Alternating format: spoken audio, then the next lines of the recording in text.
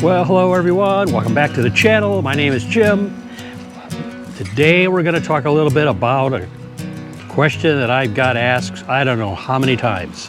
And I thought this would be a great opportunity to share at least how I deal with water in our camper. Now I'm talking about filling the camper with water.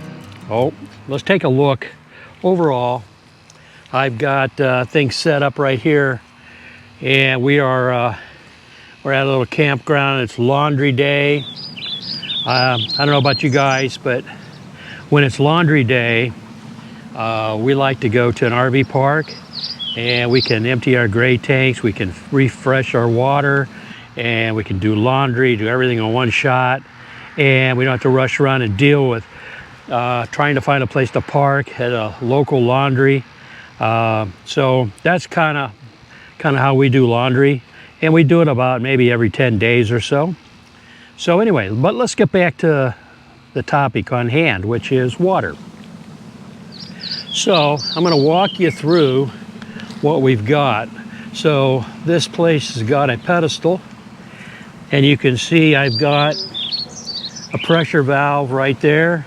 If you're new to this, or maybe you don't know, you definitely want to make sure that you have one of those to protect pressure if you're going to hook your RV up to the local water. Now, I don't really normally do that. We're going to come up here for just a second.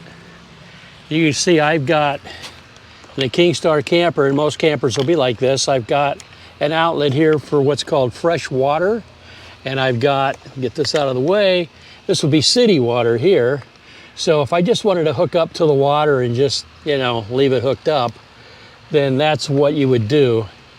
I have found, as a whole, I have better water pressure with my pump that's in the camper.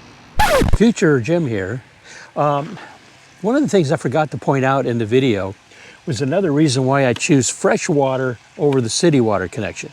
City water connection means that your hose from your hose bib is going to go directly to the camper and put your entire water system on your camper under pressure, just like your home. And then you just turn the faucet on and the water flows. However, in an RV, I don't think that's a smart thing to do. With all the jostling around and things that happen to the lines while you're traveling, there's always that chance that a connection could start to leak or come loose. And if you're a YouTube RV follower, you have seen videos of folks who have actually had their RV totaled insurance-wise because of water leaks. So I'm not really into the city water connection, which is why I don't use it.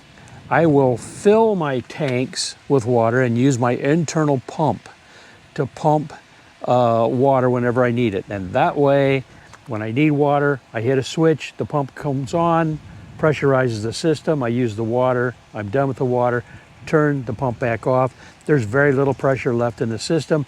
I don't have to worry about leaks when I'm not in the camper or when I'm sleeping or whatever, because all my water is safe in my tanks.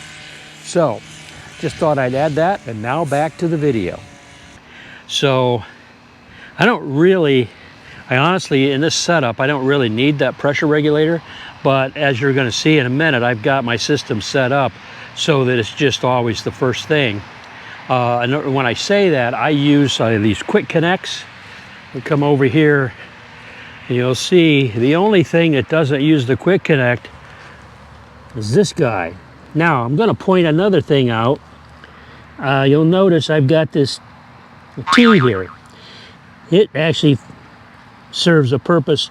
It allows me to turn water on and off to go to the camper, but it also gives me an outlet if I want to hook a hose up to spray something off on the outside. But anyway, that's what I do there, and you know, they're independent of each other. So I use these quick connects on everything. This is one of those cheap Camco filters. I use it as a first primary filter. I don't know what it is, I don't even know what, I wish I could remember what it was, but can't read upside down. but I just use it as the first line of defense. Then quick connect on that, and then I've got several of these hoses. This is a short one, and then again, quick connects. You can get these, I got mine at Walmart, and you can get them in 25, 50, and 100 feet. And I run them up here, and I put a shut off right here so I can turn water on and off. The hose would disconnect right here. Then I've got this, I don't know how they word it, but it's a water meter.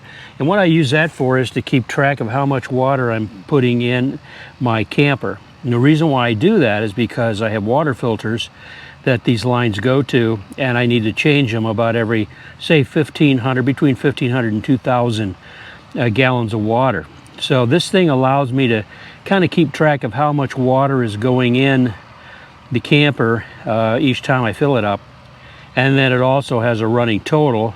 So once I get up to around 1,500 to 2,000, I decided to change my water filters, the main filters, which I'll show you in a moment.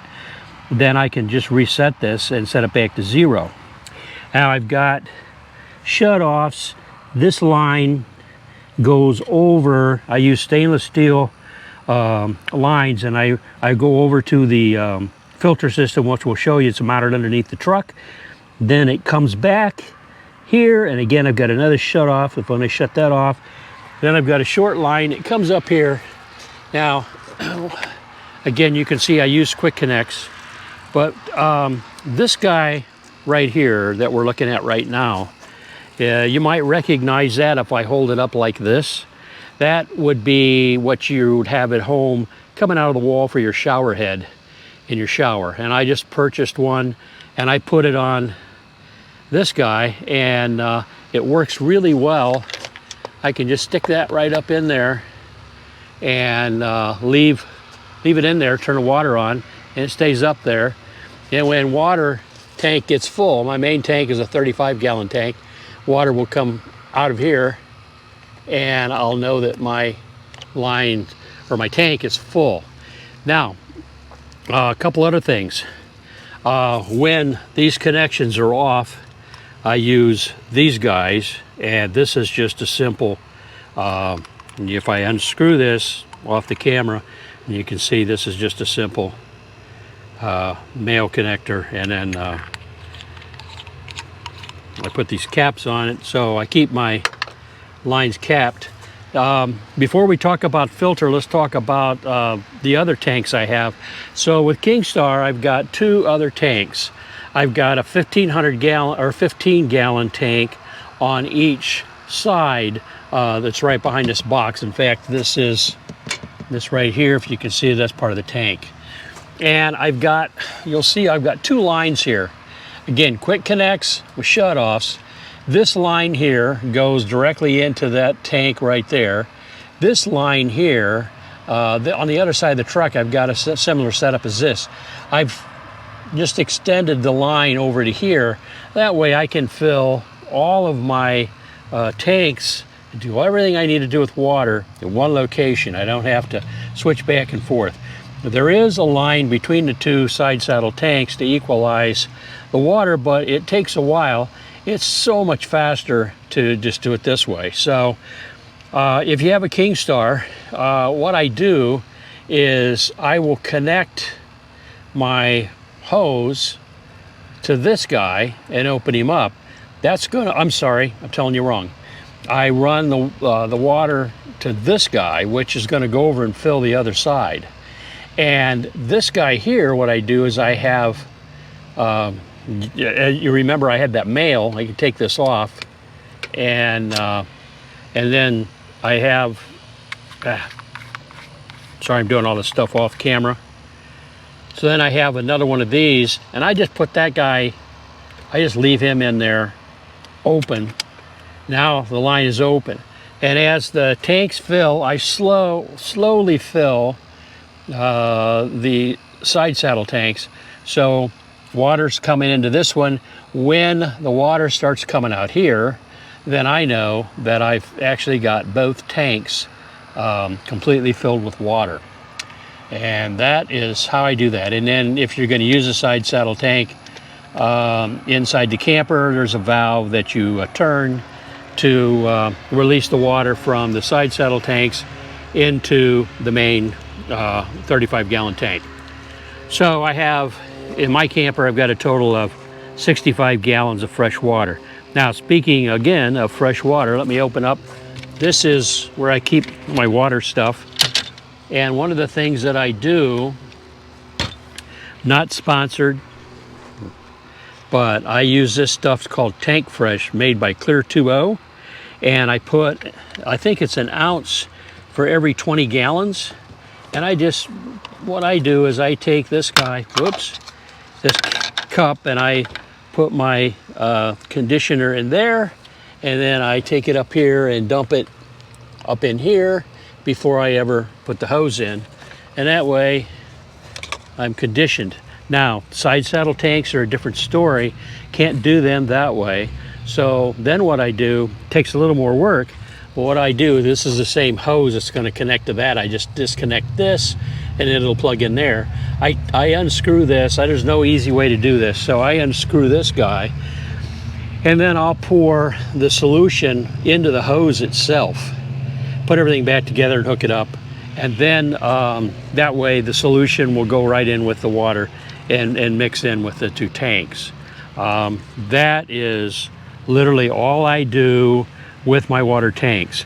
Now, side saddle tanks do have heaters on them, so if it gets cold and I know it's going to get down below freezing, then I can turn from inside the camper, I can turn the heaters on for the side saddle tanks to protect them. The center tank, it's already well insulated and protected, and so I don't have to worry ever with it having water freezing issues.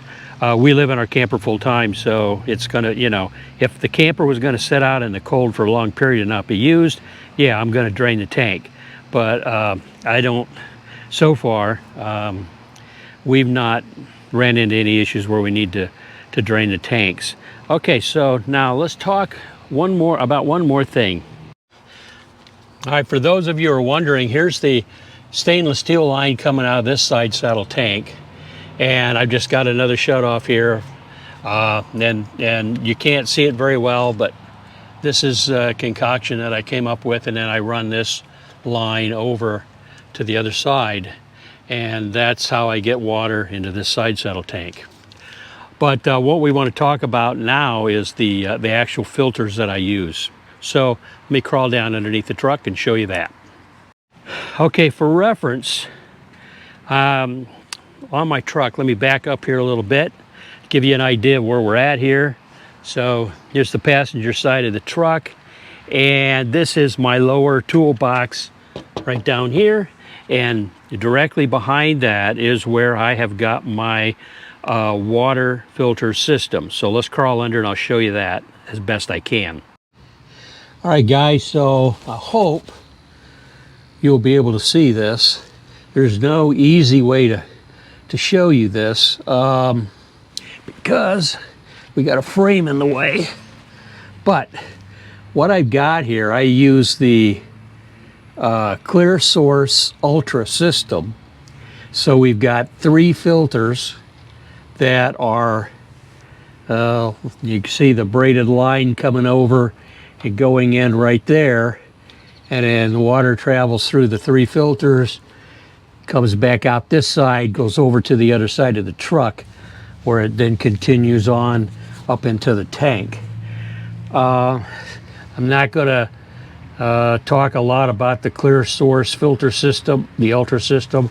I'm a firm believer it's probably one of the best, if not the best, on the market for filtering. If you're interested, go to check out their website and see what you think if you're in the market for filters. Now, I know, I'm just going to say it because if I don't, somebody will point it out. These filters look like the enclosures, the blue enclosures, look like the same type of thing you could buy at a Lowe's or a Home Depot or whatever and put their filters in there. I don't really think those will fit. I've never tried, but those filters are not anywhere near the kind of filter these are. These filters were designed specifically in cooperation with NASA.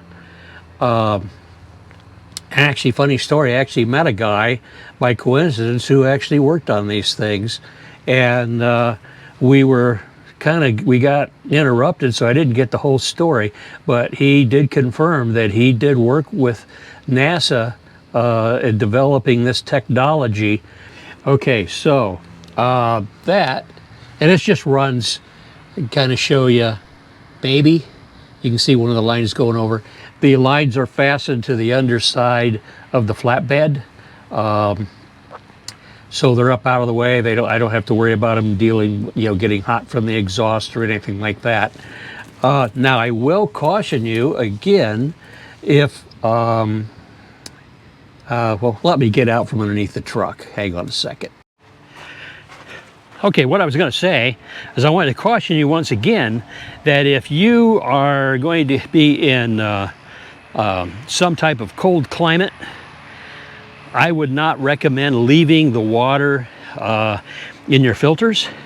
You can very easily unscrew those, take them out, drain them, put them back in. In our case, we pretty much try to avoid the cold stuff. And while it will get down to 31, 32, maybe even 30 overnight, I've not had any issues with the filters. But if I thought it was going to get into the 20s, I'll guarantee you I would be draining those filters. I talked to ClearSource. They confirmed they are not really designed to be used in freezing situations. But I've not had any issues, and but I do, change the filters about every 1,500 to 2,000 gallons, which is what I use that little meter for. All right, future Jim here. When I was reviewing what I did on my video regarding water, I left out a few things that I thought were kind of important. First off, these little guys here that I get, I buy these. I've had the best luck if I buy the ones from Lowe's. I don't know why, but I've just had the best luck with them. So you can buy them in little packages. They have different types of fittings and stuff in them, and I've just bought a few of those. And I've had the best luck with those. But one of the other things I wanted to point out, because this Camco filter is, I believe, it's a 20 micron filter. It's primarily going to filter out dirt. I'm not really going to go any further than that. It filters out dirt.